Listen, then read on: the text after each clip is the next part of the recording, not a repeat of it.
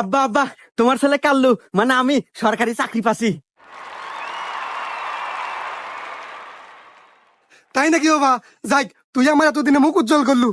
তো বাবা বেতন কত? আব্বা বেতন মেলা 15,300 টাকা। যাই বাবা, এতদিন পর আমাদের একটা ব্যবস্থা হইলো। এ বাবু ব্যবস্থা করে রাখেন, আগে ভিক্ষা দেন। ওই বাবু রাহো তোমার ভিক্ষা।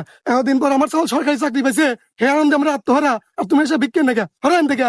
কি জামু মানে রাহেন আপনি সব ছোট মোটো চাকরি ভিক্ষা দিবেন কিনা তাই কন, না দিয়ে সব বরবাদ করে তুমি।